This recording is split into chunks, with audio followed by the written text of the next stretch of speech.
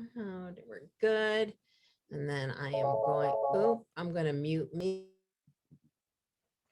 Great. Well, thanks everybody. It's nice to see you today, and hope you were able to find the time to watch this movie. I know it's a long one, and I should warn you that next week's movie is also a long one, so you might want to prepare in advance to be able to watch it over a couple of days, or take a break in the middle, whatever you need to do. Right. That's one of the good things about watching these movies on Amazon, is that you can pause them whenever you want, and come back to them. And in fact, I think its rental fee on Amazon is 99 cents, our next movie. So I think, even if you can't get it in the 2 day window of the rental, you can spring for another buck and see it, all week long if you want. Rabbi, I think I saw that Judgment at Nuremberg is going to be on TV this Oh, week. that's right. I noticed that too. It's going to be on Turner Classic Movies. I'm not sure. Is it this week in time for our discussion? It was in the Tribune today, so I'm Oh, yeah? guessing it's this week. Okay. That's Yeah, your DVR. yeah, so you can put it on your DVR and totally watch it at your leisure if you like. Um, but today we're talking about The Young Lions. So made in 1958. Some of the names involved with this movie should start to be familiar to us. Those of you who've been along for the ride watching all of these movies over these last few months. This movie is directed by Edward Dmytryk. The very first movie we watched, or I guess the second one we watched at the start of our Real Jewish Classics, was Crossfire, the first movie that talks about anti-Semitism in America in 1947. It actually came out a little bit before Gentleman's Agreement. It was directed by Edward Dmytryk. So there he is. He lived, let's see, do I have his dates? Well, um, I, I don't have his dates here, but I actually met him in 1982, I think it was. Is it 81 or He 80? died in 99. Yeah, so in 1982, he had essentially retired from filmmaking, but he was teaching. He was teaching at the University of Southern California Film School, and he was in charge of the directing program. And I think I told this story when we talked about Crossfire, but that was months ago, that when I applied to rabbinic school, I wasn't 100% sure I was going to get in. So I had some other irons in the fire, and those were to become a movie director. So I applied to USC Film School and went out to Los Angeles and sat in on Edward Dmytryk's class on directing, and got to meet him afterwards as a prospective incoming student. So I have a very small personal connection to Edward Dmytryk. I mean, he was an interesting guy. I mean, not Jewish. He was actually of Ukrainian, from first generation Ukrainian background. He was one of the Hollywood 10, the House Un-American Activities Committee, and he left the country for a little while, and he came back and was put in jail. And after being in jail for a number of months, he agreed to testify, and gave names of other people in Hollywood. Um, uh, Generally, as we know from some of the movies we've watched, you gave names of people that they already knew the names of. So he didn't get some of the same kind of backlash that Elia Kazan got in Hollywood, for example. And partly because he spent some time in jail, for this before he agreed to testify. So, so an interesting character. In addition to this movie that we're watching today, The Young Lions and Crossfire, he made a few other movies that have some Jewish interest to them. In particular, I'd mention The Juggler from 1953, which stars Kirk Douglas, and was one of the first um, Hollywood movies to be filmed in Israel, and tells the story of a Holocaust survivor. A pretty interesting film that maybe we'll put in our next group of movies if we do another round. So, but so that's a name that should be somewhat familiar to you. Of course, in the cast, there are, of course, people that are very familiar to you because they're famous movie stars. But in terms of things, people we've already seen and heard from, we should mention Maximilian Schell, who we've seen already in the Chosen. And though Maximilian Schell was not Jewish, um, he was essentially a refugee from Nazi Germany, from I think from Austria. When Austria was annexed, his family went to Switzerland, and he spent a lot of time there. But he kind of made a career of playing both Jews and Nazis, and occasionally both at the same time. I mean, in the movie that he was nominated for an Oscar for, The Man in the Glass Booth, you're never quite clear whether the main character is actually a Nazi or a Jew. It's a very interesting movie, but we'll see him again next week in Judgment in Nuremberg, in the movie that he won an Oscar for in 1961. He was nominated for that movie, The Man in the Glass Booth. He was nominated for Julia. He wrote, directed, and starred in movies in Europe, that two of which were nominated for Best Foreign Film Oscars. First Love was one of them. The other one was called The Pedestrian. So very wonderful actor who I think is quite effective in this role, this movie as well. Then, of course, there's the people who, whose names you may know. Marlon Brando, for example, right? So, he actually was born in Omaha, Nebraska, but grew up around here. His family moved to Evanston in 1930. He was living on a farm in Libertyville in 1937. He worked at the movie theater in Libertyville, which I think just closed permanently during COVID, after being there for all those years. So he fell in love with the movies, was not particularly happy at home. So the movies were an escape for him. And he, of course, has many Oscar nominations and a couple of Oscar winning roles. He was nominated for Viva Zapata and Julius Caesar, Sayonara, and his last nomination, I think, was for Last Tango in Paris. He won 2 Oscars for On the Waterfront back in 1954 and The Godfather in 1972. We also in this movie have another of the 3 actors who really brought the method of acting to Hollywood, leaving New York. Brando is certainly one of them. James Dean was another, and Montgomery Clift was the third. So they're the ones who really made that a well-known style of acting. And Montgomery Clift, of course, it's a relatively tragic story. I mean, he was born in 1920, died in 1966. He had a year or 2 before this movie had a traffic an automobile accident, nearly died. Of course, one of the other of these method actors, James Dean, did die in a car wreck. A couple of years before James Dean died, Montgomery Clift very nearly died. And you may be able to tell from some of these pictures that his face was badly injured in that car crash. And so he looked different in his early roles. I don't know if you can highlight anything there, Vanessa, from, say, the early 50s. Not sure if you can find that.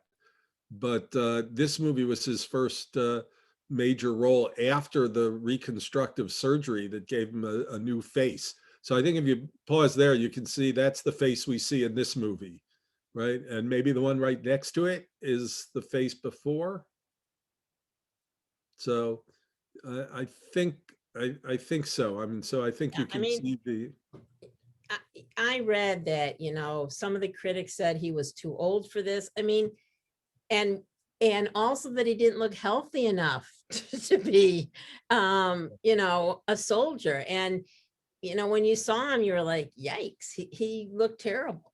Yeah, well, I mean, this idea of body transformation that actors do these days, fairly regularly, that someone like Robert De Niro does, gaining weight, losing weight, Christian Bale, it's become sort of a commonplace. Tom Hanks for a movie like Castaway, right? So he actually is playing a guy who's supposed to be tiny, right? I mean, he's supposed to be 135 pounds. It makes it that much more remarkable that he stands up to the bullies in the barracks, right? So, I don't know if some of that is related. Some people did not find this to be a moving performance in its time. In part, I think, really colored by what was going on off screen with him. The thing you just showed had a caption of the I think it said the long suicide of Montgomery Clift, and so from the time of his accident to the time of his death, he was in constant pain. He was addicted to painkillers. He stopped being able to memorize lines. So I'm not sure that it's fair to call it a suicide, to be honest. I mean, I think that he was addicted to painkillers, which he desperately needed, and but they interfered with his ability to function in life, right? So it really is a very tragic story. He was nominated for Best Actor in his first movie. I think it was Red River, right? 1948. I'm not sure if I'm remembering that correctly.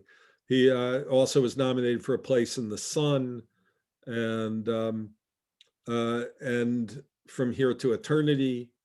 And his last nomination is for the movie that we'll see next week, Judgment at Nuremberg. So we're going to see him again. From a movie 3 years after this one, and you can judge for yourself whether how different he is physically. Sorry about the dog. I believe the postman has arrived. So he actually made his Broadway debut in 1935. He was only 15 years old, and then moved out to California after that. He appeared in some really great movies, and I mentioned From Here to Eternity, A Place in the Sun. He was in an Alfred Hitchcock movie where he plays a priest called I Confess, which is a pretty good and underrated Alfred Hitchcock movie from the 1950s. It's sort of underrated because Hitchcock did such great work in the 50s that one seems minor by comparison when you compare it to Rear Window and Vertigo and North by Northwest, some of the great Hitchcock movies of the 50s. But he was a remarkable actor. There's no question about that. I may say a word about Dean Martin. Dean Martin had been one of the biggest stars in Hollywood when he was paired with Jerry Lewis. And they made, I think, 14 feature-length films together.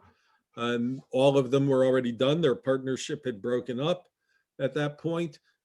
Dean Martin made one comedy without Jerry Lewis. It was called, I've never seen it. It's called 10,000 Bedrooms. I don't know if any of you have seen it.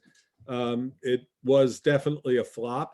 And then his next chance at a role was this. He actually, Tony Randall was supposed to play this part. And it's unclear in sort of the annals of Hollywood history what happened there. But the agent who represented both Brando and Montgomery Clift and Dean Martin, it seems as though may have put some pressure on the studio to recast the role of Tony Randall with Dean Martin.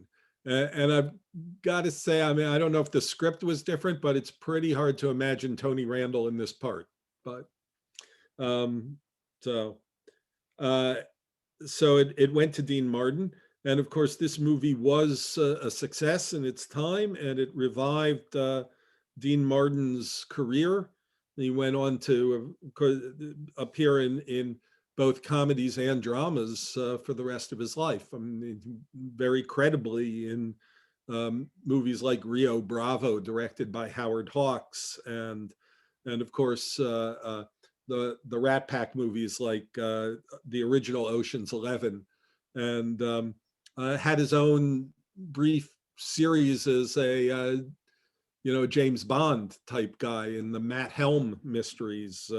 I believe the first one was called The Silencers. And then, of course, his TV career, the Dean Martin Show, the Celebrity Roast, and all those kinds of things. He was a big star. Let's talk about a couple of the women in the cast. Barbara Rush is in this movie. She's still alive, actually, as far as I can tell. She was born in 1927. She lives in California in the estate that was once owned by the silent film comedian Harold Lloyd. So she made her screen debut in The Goldbergs in 1950, the movie version of the radio series. So she also, of course, appeared memorably, I think, on television in some nighttime soap opera type shows that I didn't watch. Was it Falcon Crest? I don't remember. Oh, maybe. Yeah. So anyway, so she's quite effective in this. The two other main women characters, Hope Lang, perhaps best known for her Emmy-winning roles in the Ghost and Mrs. Muir TV series that was on for a couple of years.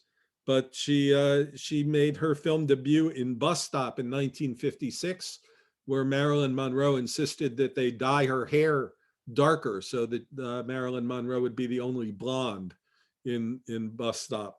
But Hope Lang made a very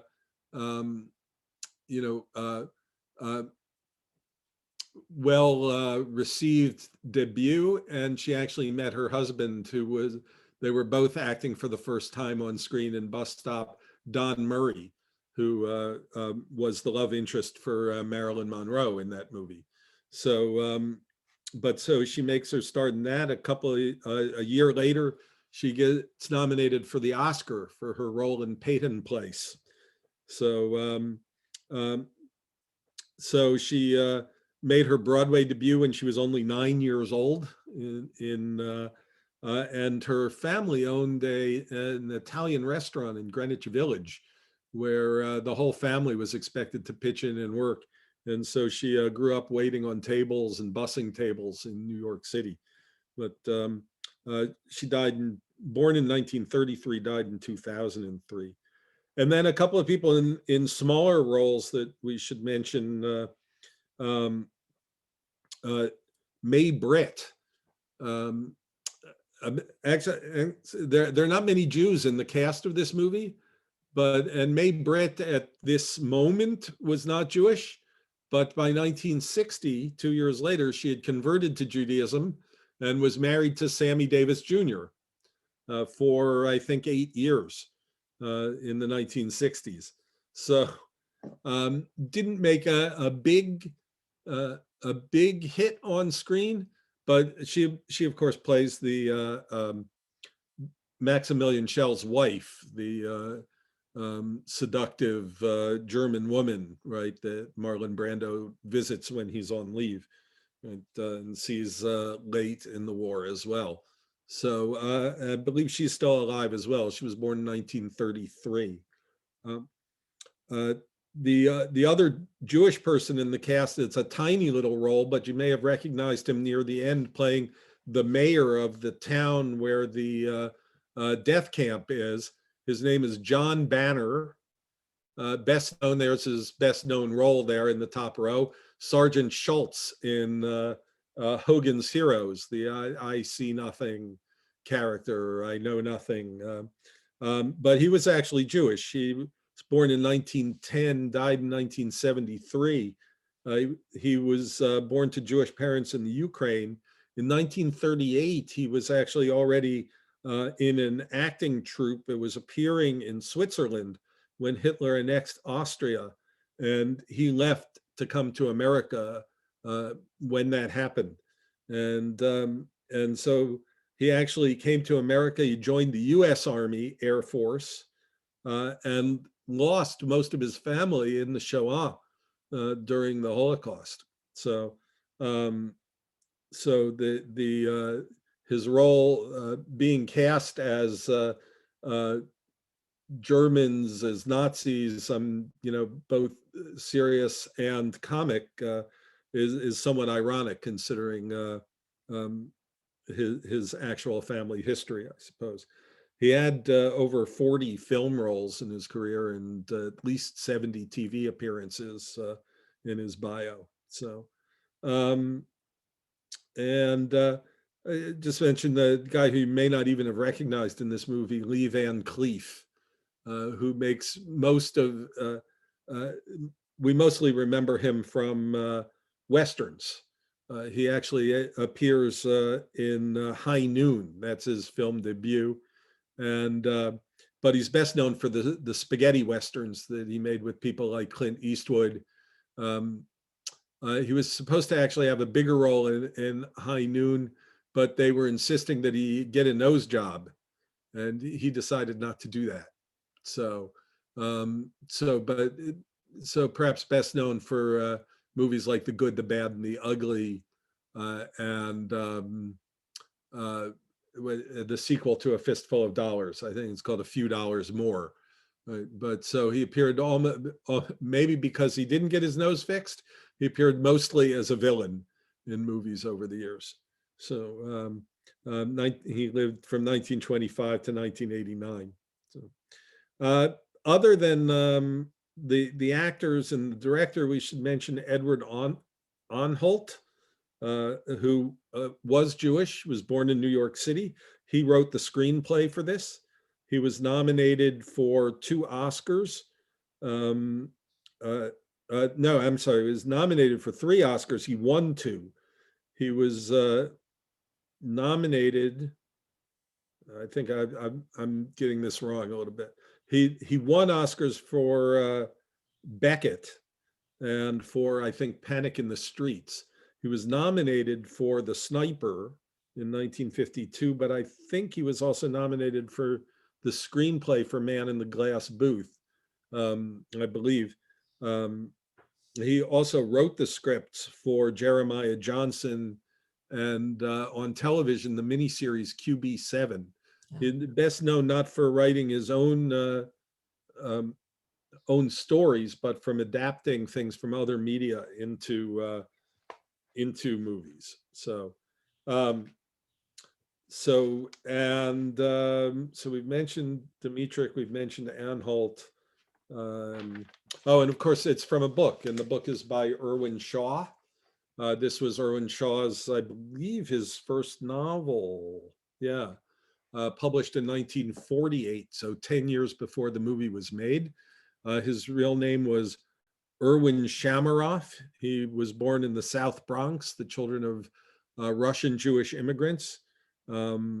He wrote, of course, many other books over the years. He actually he was put on the Hollywood blacklist as well. He lived in Europe for 25 years after the war, in Paris and in Switzerland. He wrote a book about the rise of McCarthyism, The Troubled Air, in 1951, which was what in fact got him in trouble and why he ended up living in Europe. He did write a nonfiction book about Israel in 1950 called Report on Israel. So in the very early days of the state of Israel, he was there reporting and creating these things. He wrote short stories as well as novels. He wrote screenplays. He wrote plays. Pretty prolific in a lot of ways. He may be best remembered for his book Rich Man, Poor Man, that was made into a pretty memorable TV miniseries back in 1976 and probably made him richer than anything else that he did in his life. But so we have a Jewish writer, and a lot of folks who I would say were sympathetic to Jewish issues among the cast. So so that's the cast and crew. It's an interesting film in a lot of ways. I mean, I think one thing we should think about, and this is something that's a holdover from the novel, of course, are the names of the characters themselves. Some of these names, I think, they strike me as being Dickensian, since Dickens always had these sort of symbolic names, names that sounded like things like, so for instance, Hope Lang's character is actually named Hope in the movie, and she represents hope in her character. But even the last name, you know, when the character Noah goes to visit and meet her father, right, up in Vermont, you know, he meets the Plowman family, right? So plowman, you know, associated with the land. I mean, 7 generations. They talk about being in Vermont for 7 generations. 7 generations are buried in that little cemetery there. You know, I think that's the sort of thing. The other positive female character, the one who played by Barbara Hale, who loves the Dean Martin character, but in the opening scenes of our movie, we see her meeting Marlon Brando's character as when he's a ski instructor in Austria, right? Well, her name is Margaret Fremantle. So I think, you know, this idea of freedom, of American things, she wears the mantle of freedom, you know, and she is a bit of a free spirit, and she is a freedom fighter, and things. So I think if you think about these names, there's something going on there. The character that Dean Martin plays, Michael, you know, maybe you can make something out of those first names, Michael and Noah. I mean, Michael in Jewish tradition is one of the archangels, Michael. I guess in Christian tradition too, there's an angel Michael. I was thinking more of his last name, which is pronounced Whitaker throughout the movie, but it's spelled Whiteacre in the Whiteacre. So I think there's something about you know, who he is, right? He's sympathetic certainly to Noah's character once they're in the services together. I mean, he's not one of the anti-Semites who give him trouble, certainly in the army. That's left to the character Lee Van Cleef plays, Sergeant Rickett. And you know, I don't want to make too much out of this, but rickets, you know, I mean, disease, right? So so anti-Semitism is portrayed in a sense as a kind of a disease that has infected both Germany and America in this movie. Right? So so I think those are interesting. And then I'm not sure exactly what I want to make out of the name of Marlon Brando's character, who is you might that's a very controversial character and portrayal, and so we'll talk about it in a little more detail, I guess, as we go. But of course, his first name is Christian. His last name Distel. I do. You know, if you thought he was fated to die from the beginning of the movie, you might notice that his last name is Dies, right? So so Christian dies, right? And I think there's something to that as well. That, you know, one of the casualties, in a certain sense, of the war is Christian decency, if you like, right? You know, that in that opening scene, and then turn more to the movie itself, I think you know, we see his portrayal right from the start as someone, he calls himself not political. He's not interested in politics. He just wants a good life. I mean, you know, we're actually, the movie makes him a pretty sympathetic character, which more so than the book does, I'm told. And Erwin Shaw was not real happy with the changes that were made to humanize the character that Marlon Brando plays. But this is maybe partly actors' vanity that Brando wanted that character to be more likable. It was partly the producers that had a say in this, because they didn't want to ignore the German market, that potentially they could make millions of dollars on this movie in Germany post-war, but not if all the German characters are evil. So the redeeming qualities. Part of this, of course, is simply that it's played by Marlon Brando, and such a charismatic actor that you would probably sympathize him even if he had no redeeming character traits. So that's the power of great acting. So that's part of it as well. And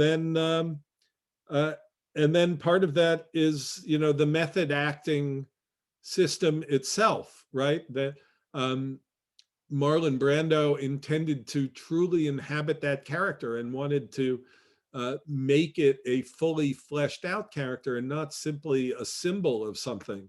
And in doing that, he turns this Nazi into a human being. And for some people, that is a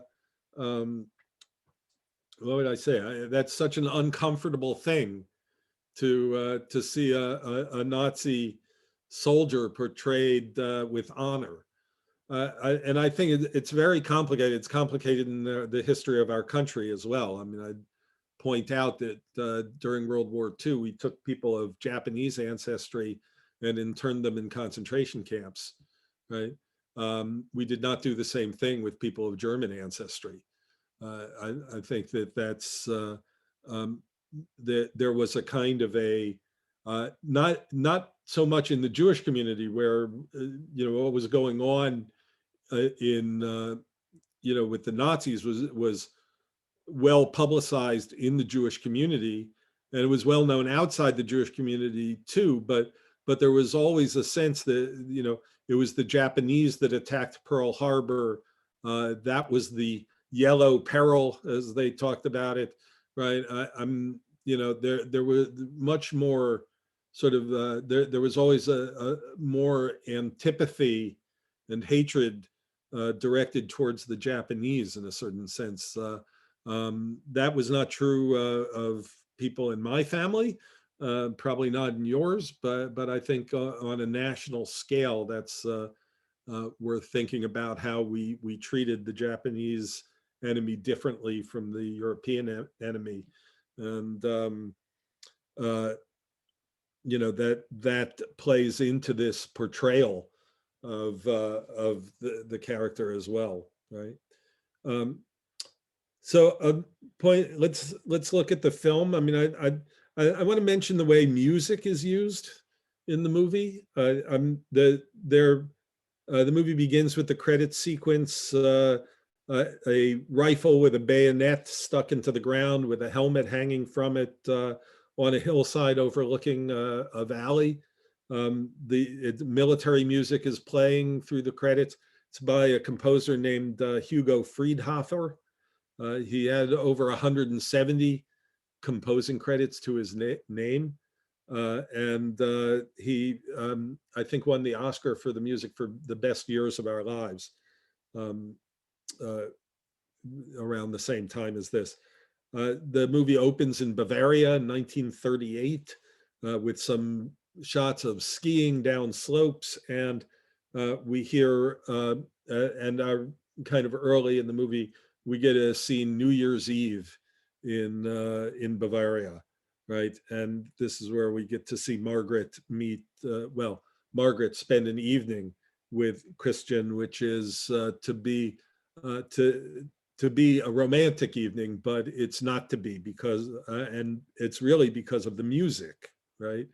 It starts nicely enough with a song by Schubert, a Ross line. She sings it. He tells her what a terrible accent she has. You know, it's based on a poem by Goethe about a man rejected by a woman in the lyrics. So it's, and then we also hear, I think it's called the Skater's Waltz, right? The Skater's Waltz by, which is by a Jewish composer, which was written on watching people ice skate in Paris. So I don't think either of these songs is chosen by accident. I mean, I think that that's quite deliberate. And then certainly the songs that are to follow in that scene are a kind of a, you could call it foreshadowing. I mean, you could, the whole movie in microcosm is in this scene in a certain way, right? The movies that follow that sour her on the evening and you know, make her go to bed is first the Horst Wessel song, which someone calls for, which was a Nazi anthem. And as they have their conversation outside because that makes her leave the party. And, you know, he tells her he's not political at all. He just wants a better life. He tells her how it's not like the United States. It's difficult for people to rise above their class. He says, you know, these other things, you know, the anti-Semitism and that sort of stuff, that will all pass. And she says, no, it's just going to get worse and worse and worse. And he nearly convinces her to go back in when the next song starts, Deutschland über alles. And that's it, right? So I think that's very. I said at that point, where is who is it in Casablanca that Lise Lamassie, you know, and you know, to have that Oh, yeah, leads the Marseillaise. Yeah. right. So yeah, you know, the way music is used in movies is very interesting. And you know, that's not the only movie where the Marseillaise is used as this kind of defiance of the Nazis, you know. But here I think it's quite useful and quite evocative, you know, about what the whole movie is going to set out and set into motion. So I think that's you know, quite a remarkable scene that takes place there in that one New Year's Eve setting, you know. And from there we get some newsreel footage from the BBC marked 6/24/1940. England is now fighting virtually alone. France has surrendered. We see Christian is now a lieutenant in the German army. And this is where I had a member of my congregation in Milwaukee, a German woman who converted to Judaism when she came to America. And she told me some stories, including the story of her older brother. I mean, she was just a little girl during the war, but her older brother was 15. He was drafted into the army and forced to fight on the Russian front. The family, she said, had never been a part of the Nazi party, but you know, you get drafted into the army, you're a private and you have to go. So her brother fought for Germany on the Russian front, but it was possible, I think, to be a private in the army and not know things that were going on.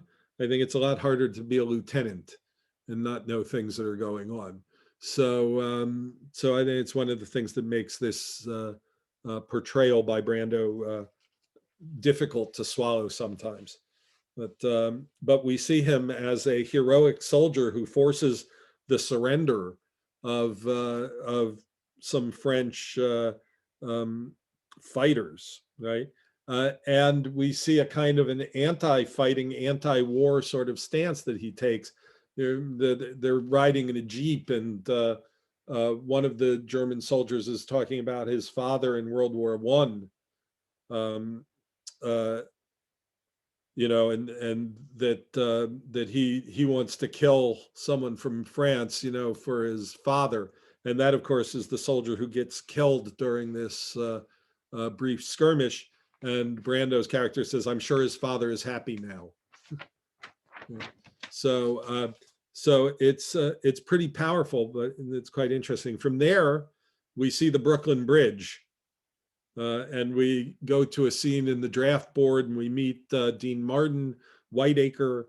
We meet Noah Ackerman, Montgomery Clift, who wants to be 1A. I mean, so they're obviously different. I mean, Noah Ackerman is sort of making sure that he gets qualified as 1A, while Dean Martin's character is very much trying not to be, right? Michael is trying, you know, do almost anything he can to get out of the army, right?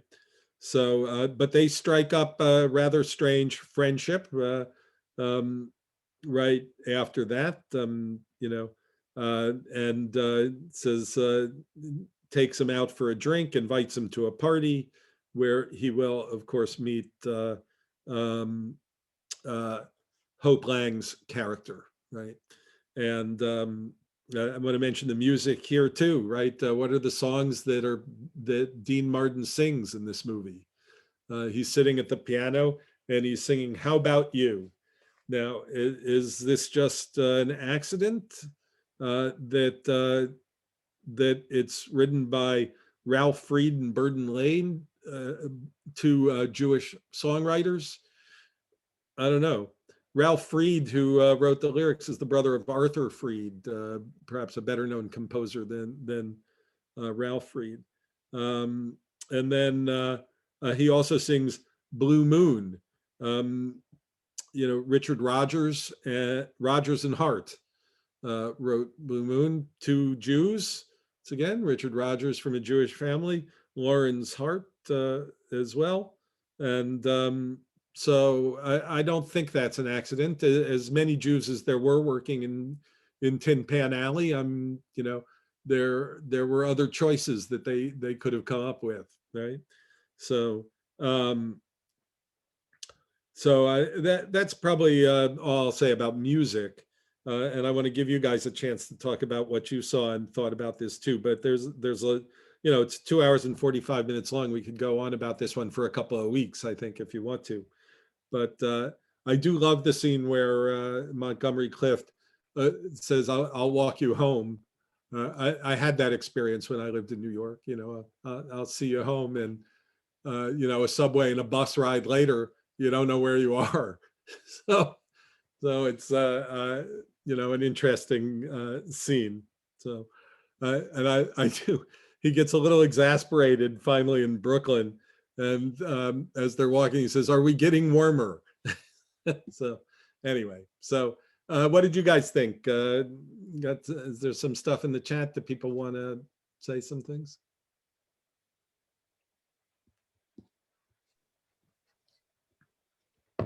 Well, I'll jump in. When there was two scenes that I thought felt good to us, but were unrealistic.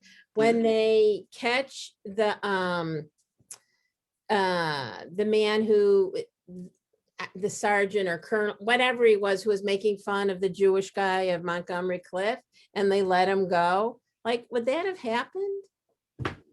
You know, like, you're terrible and we've caught you, and now you're out of the army. Oh, right. And so you say that, so that something did happen to him. They court-martialed him. Yeah. So yeah, I mean, look, there were plenty of there was plenty of anti-Semitism in the U.S. Army at this time, and I don't know how accurate a portrayal this might be, and some of you folks may have, I'm sure, stories and memories which would say we probably don't have a lot of time for today. But you know, there were also people who were sympathetic to Jews. Now, what I've heard most about this is that if you were Jewish, they, you know, gave you a job like company clerk, and stuff like that. That there was this sort of quiet sort of anti-Semitism that took people off the front lines and into other kinds of jobs. So, but I mean that whole sequence, I mean it's painful to watch Montgomery Clift fighting one giant after another, and then the idea is that by doing that he stood up to the bullies, and now they're kind to him.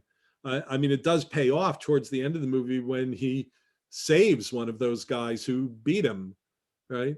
And Dean Martin says to him, you don't owe anything to that guy. And so it contrasts the heroism of Noah Ackerman. In some ways, it's a contrast with Michael Whitaker, right? Who through most of the movie is doing anything he can to avoid any sort of combat, but then finally he does what he does what Noah would do, right? He jumps into the water when Noah's trying to tow this guy across, and the guy panics, and so Michael jumps in to save both Noah and this other guy. Okay, Right? so we have Suzanne, Elaine Haney, and then Hubie and Elaine. We'll get to you. So Suzanne, go ahead.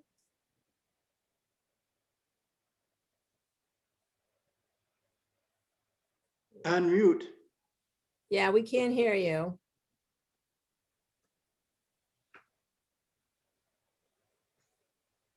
All right, we'll come back to Suzanne. No, there's- here I am. Yes, all right, go ahead.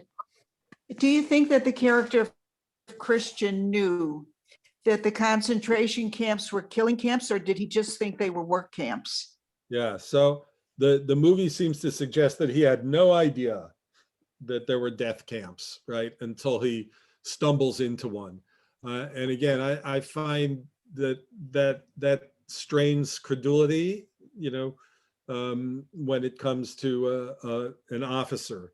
I mean, I see someone in the Maxine putting the difference between the Wehrmacht and the SS. I mean, perhaps, but in some ways, I think you had to be willfully ignorant to not see that. So I think it's so I think that would have been highly unlikely of someone of that rank. But that's certainly what the movie is suggesting to us, that he had no idea until that moment that his country was doing that. I mean, he's certainly shown over and over that he's unhappy doing the things he's doing. I mean, it says, I'm not a soldier, I'm a policeman. He gets himself transferred to North Africa, which was a different world in a certain sense. And so if you want any possibility of truth in this, fighting with Rommel in North Africa is quite different, but he sees the savagery there as well, shooting people in their in their shorts and stuff. So I think the movie perhaps tries to absolve him of too much. Elaine Haney, and then Hubie and Elaine. So I thought it was really interesting structurally how most of the time the two plot lines were parallel and it went back and forth. But at the very beginning and at the very end, the two worlds intersect. Yeah. And that was the only time, because I kept expecting more of an intersection, if you will, where the two plot lines come together. But it only kind of bookends the film, where you have it right at the very beginning and then right at the very end. Yeah, if you think about it, so you have these two great actors in this movie, Montgomery Clift and Marlon Brando. They never really have a scene together. They never speak to each other, right? It's in the last scene, the only time they're in the same frame of the movie is when Brando's already dead. So yeah, and then I thought it was very kind of convenient that they just show Montgomery Clift coming back out of the subway station, coming home, happy ending. Right. I do like that he almost gets hit by a car when he comes out of the subway station. I think that I that's thought about that. I'm like, oh no, he's got to Yeah. make it. He right. cannot. He's gotta make it Got for a us. kid. That But- can't happen. But there's something, there's a little touch of realism in that I really like, actually, you know, that you know, life can be like that, right? So, but yeah, I mean, you know, but I mean, that's her character is Hope, right? So the movie ends with hope, you know, and I think that that's important, right? And that's why it's a little more than just a tacked on happy ending to me, right? It's the survival of hope. And if we read this from a Jewish context, the survival of hope for the Jewish people after the war. Yeah. Right? Agreed. Hubie and Elaine, and then Okay. Ed. I got a couple of comments. One, coming to that taxi cab where Ackerman almost gets killed. I have I never really met him. It was an uncle removed several times, and he was killed by a taxi cab stepping off the curb. Yeah. So that does happen. It absolutely does. And the next point, coming back to Marlon Brando, where your comments about where I never read the book. So where you talk about he's humanizing him in the movie, he is humanized. And I really felt at the end in the scene where Dean Martin kills him, I thought that was terrible because it was just, he had tried to prove himself to be decent. And also on top of it, I thought it was kind of hokey the way they shot. I thought it was, he didn't really put the rifle up to he shot him from the hip. I mean, that's really very difficult, impossible. Yeah, well, that's movies for you, right? I mean, some movies, people shoot 1,000 bullets and nobody gets hit. And some movies, you know, one shot, got him, right? You know, so yeah, you can't look to movies for too much realism. But yeah, I mean, I think we're supposed to feel bad that he gets shot, right? I mean, I think, you know, this is a human being who could be redeemed, right? If he lives through this, you know. Yeah, you know. That's true. I mean, you're right. That's the other way to look at it. Yeah. Ed, and then Alice. There has always been some degree of anti-Semitism in the military in the United States.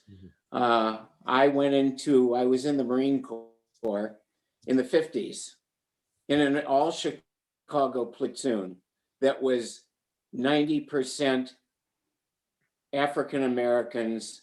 I was the only Jew in the platoon going through boot camp. There was a guy who, well, I was Jewish and he knew it and he called me a kike and I got into a gigantic fight with him. And as a result, I did 10 hours in full combat pack and weapons marching around a flagpole. He started it, he called it, but I'm the one that got the punishment on it. Yeah. Yeah, I'm not surprised to hear a story like that. Over the years, I've heard many stories like that, you know, and it runs the gamut of the kind of anti-Semitic attitudes that we see in this country. I think an interesting thing about this movie is that Noah Ackerman is fighting two wars, right? He's fighting a war in the American army and he's fighting a war in Europe too.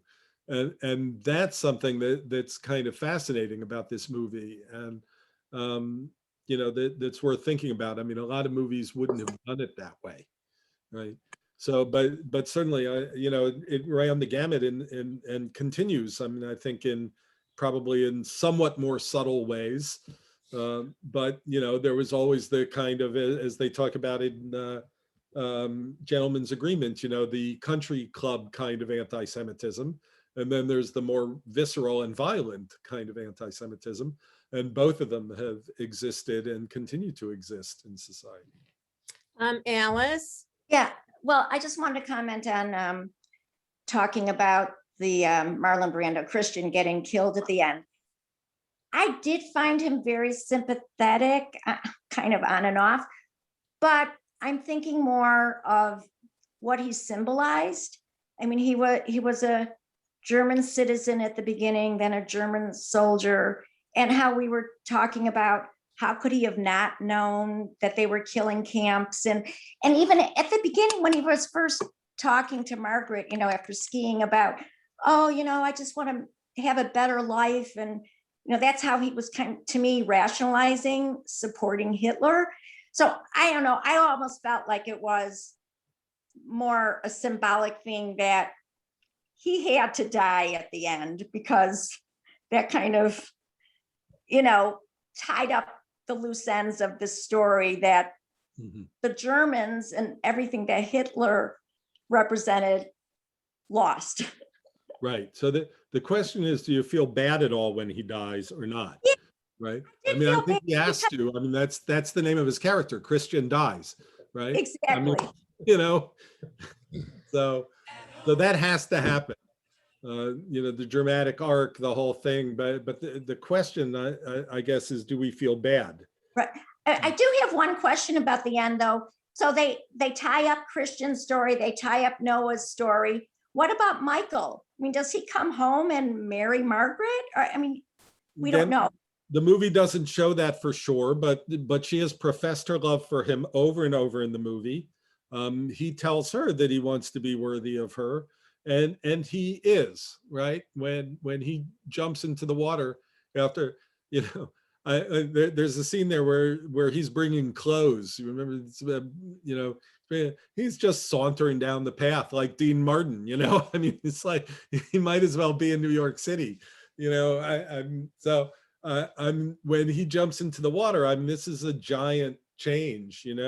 And so I think it's that character's a little thin in some ways, but I think it changes the arc of his life, to have actually gotten himself sent to Europe, to actually have done something heroic. The way the army goes, he probably got a medal for shooting Christian anyway, right? So. Elaine. I just listening in. Okay, your hand is up. I'm lowering your hand. That's So two things. One, Dean Martin, maybe we think it was his role because he's drinking in every scene. And I read that he and Montgomery Clift were close, and that Montgomery Clift had a terrible alcohol and drug problem at the time. And, Dean Martin, not known for his, his sober lifestyle. And the other thing, and then we'll get to the Turex, is when they come into the concentration camp and John Banner's only scene, and they're like, yes, they're going to have the religious, they're going to be able to say Kaddish, and I'm going to have the officer of the concentration camp says, and I will have gunmen on the roof, and we will, don't ever come back here. I didn't know if that was realistic either. Well, again, I mean, I'm not sure. I know it's a movie. Right. And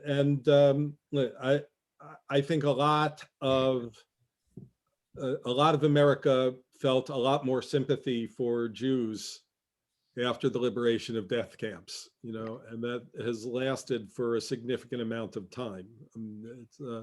And I certainly have known people who were there when camps were, and that really changed a lot of minds. So the idea of an officer having seen what he's seen, is he going to be sympathetic to the rabbi who comes in and asks to have a service for the dead, or to the mayor whose people, prospered because the camp was there? I think it's pretty clear to me.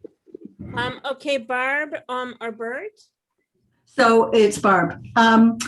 So in keeping with at the concentration camp, when they decided, they wanted to say, the rabbi wanted to say Kaddish for everyone, I was surprised that Montgomery Clift's character was just ushered out and disappeared, where he's the Jew. And I would think that it would be more significant if he stayed and said, I'll join the Minyan, or something that would be more Jewish, more involved with his acknowledgement of the Jew, of his being a Jew. Yeah, so the acknowledgement is just that we know this is hard for you. Why don't you step outside? You know, but not like, hey, do you want to go? You know, to the so I mean, there's all sorts of complications here. I mean, you know, so we have this rabbi who was an inmate at the camp comes in and speaks to an American officer in perfect English, and they ask to do this, right? So, I mean, if we try to put it in any sort of a realistic perspective, there has to be an interpreter involved, and the service is not going to be in English. You know, so the idea that an American Jew could go to that minyan and feel totally comfortable, maybe not, you know. So, but that's just, you know, movie making. Right, but Kaddish is Kaddish, and you know, even if we didn't see it happen, but he could have said, well, you know, I would like to participate or something, Yeah, just to acknowledge, you know, that he's, you know, part of the tribe, I guess. I don't know, you know, and I guess I would say that the you know, the way Hollywood portrayed Jews at this time was that they're just like everybody else, right? Jews are just like us, you know. That's what they wanted to portray to all Americans. That they were good soldiers, good fighters, just like you. And so anything that separates them out too much and makes them something else, not so good. So we have a last a question from Suzanne. Go ahead. Well, I thought when the mayor went in, what was so, even though he appeared to be a comic character, what he was basically telling the officer in charge is, I have a whole delegation, we'll clean everybody up, everything up before the generals come, before reporters come, we'll clean everything up. He didn't see one thing wrong with what had gone on. And then what he was trying to say is that the other prisoners who may have just been working prisoners, they would be offended by the Kaddish. And I think that's what blew the officer in charge away. And I think he wanted Ackerman to just step out and get some air. I think they were also horrified by what they had found. Right. Yeah, the two things I'll mention. One is that those scenes were filmed at a concentration camp in France. So I wrote the name of it down somewhere. Struthof, near Strasbourg. It was preserved after the war. And actually, the filmmakers needed extras for that scene, right? So they put an ad in the paper looking for 200 thin, emaciated men.